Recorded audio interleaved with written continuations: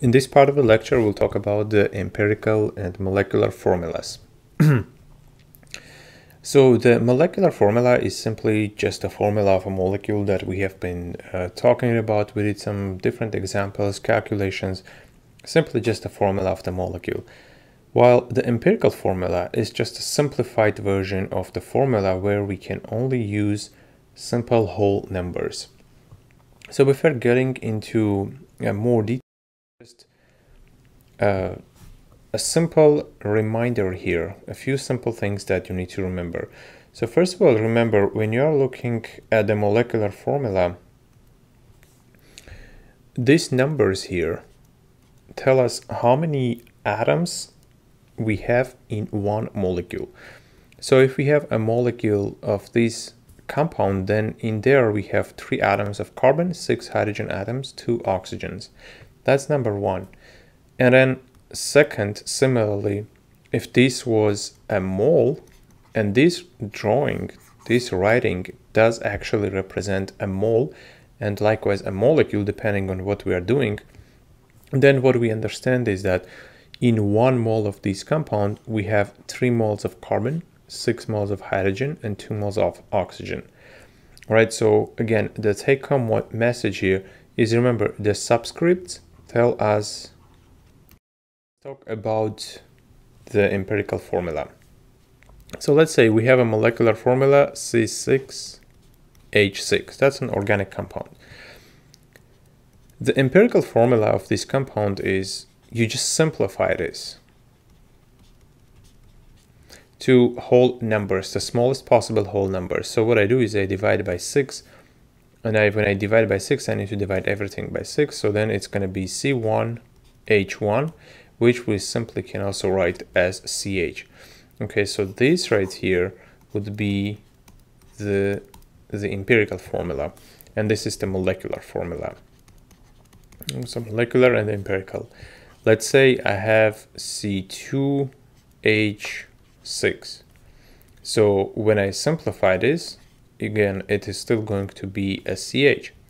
Suppose I have C2H6O2.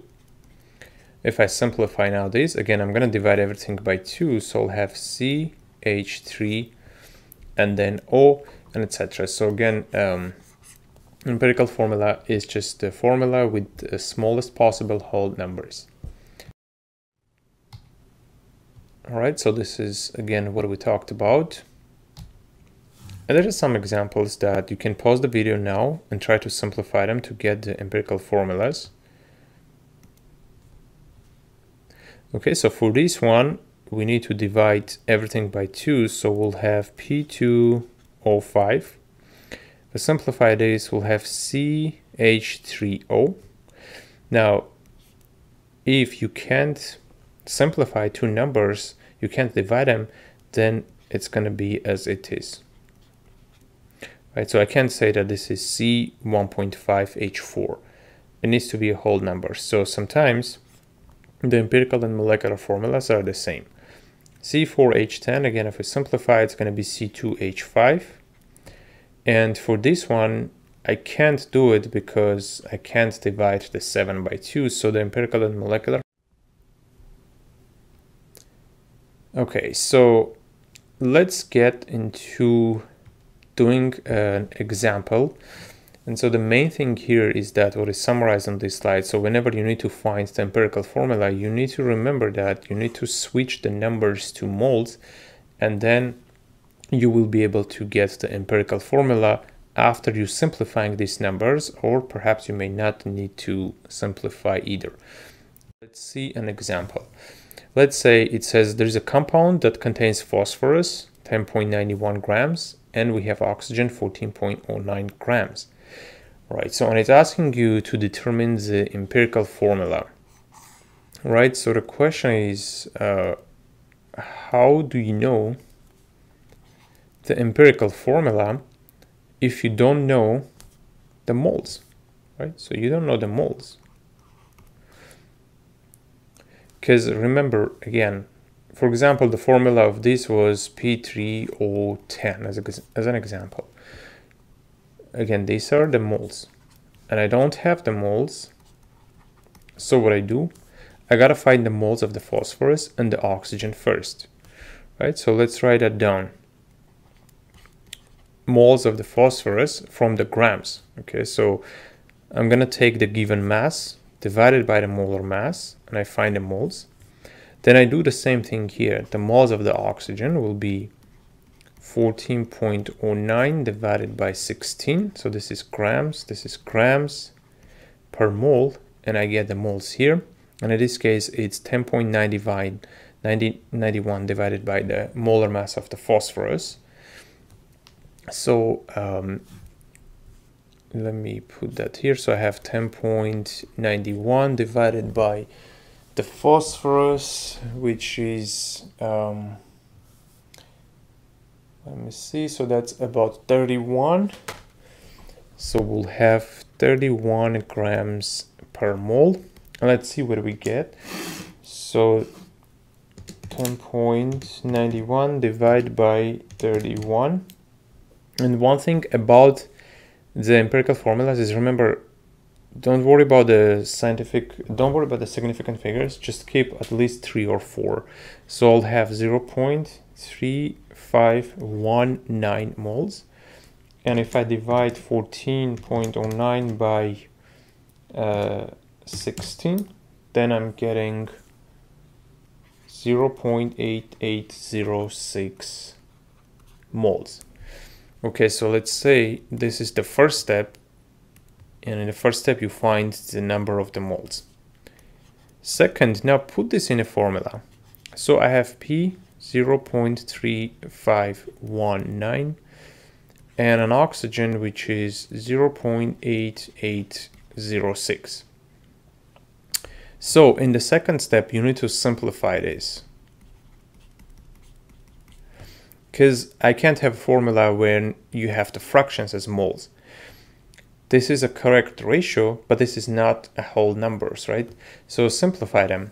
And most of the time, in order to simplify it, you just need to divide by the smaller number. I'll just put it like that. Divide by the smaller number. So it means divide these two by 0.3519. And if I do it, I'm going to get P1 because I'm dividing by the same number. And so I've simplified at least one number, and I have O. So let's divide this by 0.3519. And that is now 2.502, etc. Okay, at this point, you can round off your numbers. So feel free to, whenever you have a 0 before the number, you can approximate this. You can round off and say that this is P. I'm going to skip the 1 actually here, or I can put 2.5. And if it was 2.49 something, again, you can round this off to 2.5. So whenever the difference is just like 1, the tenth closest to the number, feel free to round this off. But we have a formula of, let's say if it was P1 or 2.3, then you can't round this off and say that this is the same as P1 or 2.5. It needs to be either 4.9 or 51 or 50 and etc. So now if I simplify this, and I certainly have better numbers, right? But I still don't have whole numbers. I have a whole number for the phosphorus, but I don't have it here.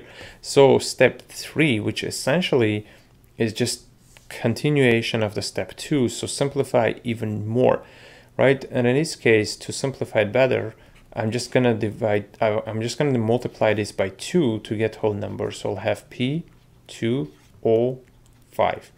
And remember this, when I multiply, it goes to both of the numbers. And same here, when I divide it by both of numbers. So this right here represents the smallest possible whole numbers, and that will be the empirical formula of these compounds. Let's now look at a different example. So we have a compound that contains 77% 22% of iron and 22% of oxygen. And we need to determine the empirical formula. So if we compare these to the previous example, what we have here is that a percentage, right? So in the previous example, we had the mass, and we converted the mass to moles. Then we simplify that, and we get the empirical formula. So smallest possible whole numbers, we get empirical formula. Now, everything goes around the moles. You need to have the moles in order to find the empirical formula. So the question that comes here is, how do you go from the percentage to moles? And the answer to this question is the following. Remember, the first step when you have a problem like this is you need to assume, remember this, so you gotta assume that you have 100 grams of a sample. Right, so you may wonder, how do you assume that it's 100 grams? Why not 500 grams, or why not in like a random number like 364 grams? Well, here's the thing. These percentages that are shown here, this is the percent composition of this compound. And percent composition is the same regardless of how much of the sample you have. If it's a 10 gram of water, it's still H2O. If it's a gallon of the water, it's still an H2O. The formula is the same. And if the formula is the same, then percent composition has to be the same as well. The ratio of the atoms is the same. Therefore, you're free to choose any amount of the sample. I can say that this is 100 gram or 200 gram, but it's convenient to assume 100 gram of a sample. Because when I assume 100 gram of a sample, what happens is I suddenly switch from a percentage to a gram. Just instantly, percentage becomes a gram. Why? Because if I have 77.73% of iron and my sample is 100 gram, then 77% of the 100 gram is 77.73 gram of iron. Right? So again, if it's 100 gram of a sample and 77% of it is iron, then in that 100 gram, I have that many grams of iron. And I also know that the mass of the oxygen is going to be 22.27 grams. So without doing anything, only by assuming that it's 100 grams of a sample, I have already switched from percentage to grams. And once I have the grams, I go to the moles. Remember, eventually you need to get to the moles. Right, so go ahead and do this. So moles of the iron. Again, remember, this is just the mass divided by the molar mass. And so that will be 77.73 grams divided by about 56 grams per mole for the iron.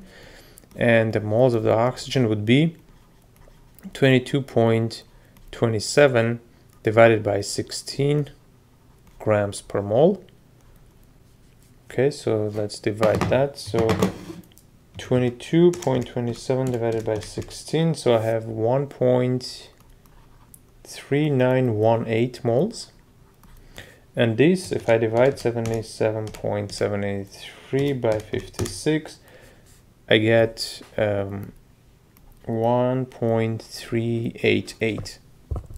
And so these two numbers are approximately the same. If I put them in a formula, I'll have iron 1.388 and oxygen 1.3918.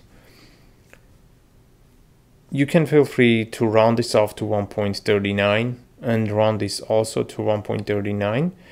And in fact, it will tell you that the empirical formula of this is just iron 1 and oxygen 1. I just divide everything by the same number. And here as well, I rounded off the molar mass of the iron as well too. Empirical formula. And now one important question, why do we care about empirical formula? Well, the short answer to this is we use the empirical formula to determine the molecular formula. It's simply what it is. I will use this to determine the molecular formula. Because think about this, when you buy something, let's say medicine or something in a store, it doesn't tell you the empirical formula, but if you look, sometimes it will tell you the molecular formula. So the empirical formula does not really have like a general application, it's only used to find the molecular formula. And how do we do that? How do we go from here to here? For that, we use the molar mass.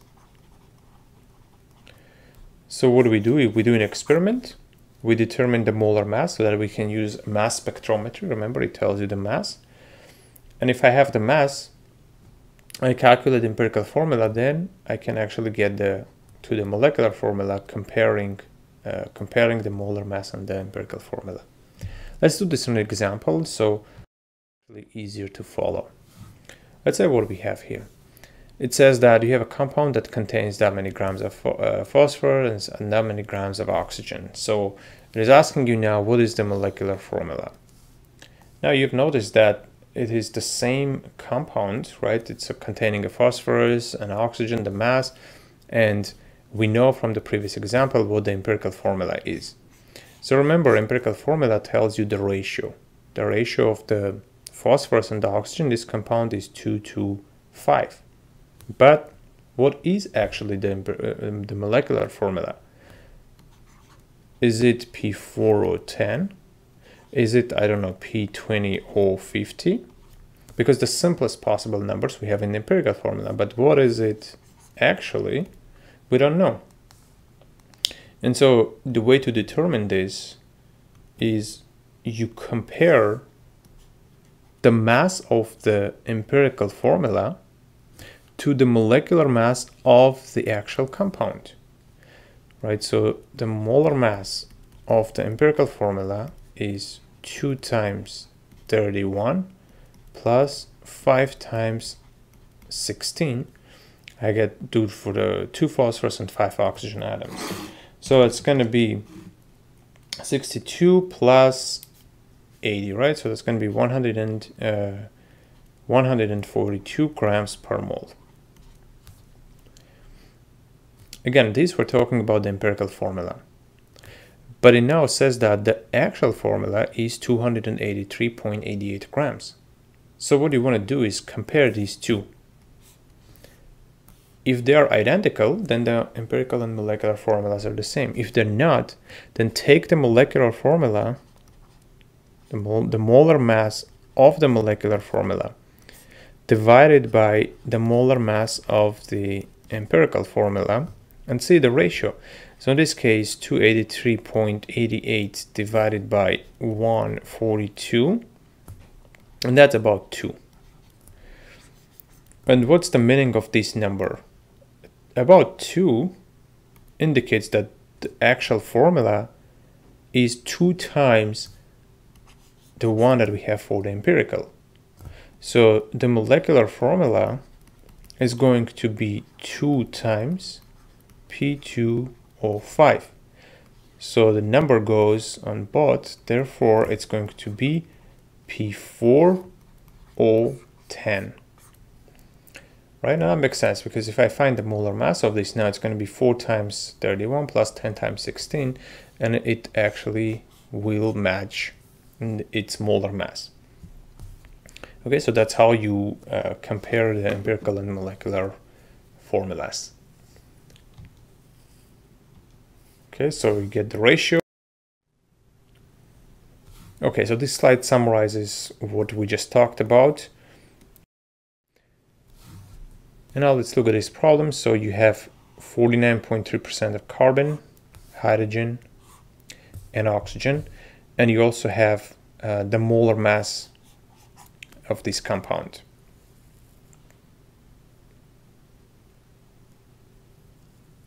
Okay, so 2 questions, the empirical formula and the molecular formula. You gotta follow exactly the same thing as we did previously. And the first thing here is, of course, going to be converting the percentage to the grams. So make a plan. So you first need to go from the percentage to the mass. And simply here, you assume that it's 100 grams of a sample. So when you do that, then you have the mass of the carbon, hydrogen, and the oxygen. Step 2, convert to moles. And then after that, you just simplify the numbers. And that will tell you the empirical formula. Once you get the empirical formula, then compare the molar mass of the empirical formula to 146 and see if they are the same, then the empirical formula and the molecular formula are the same. If they're different, you multiply that by that coefficient, and you should get the following formulas: C3H5O2, and from what we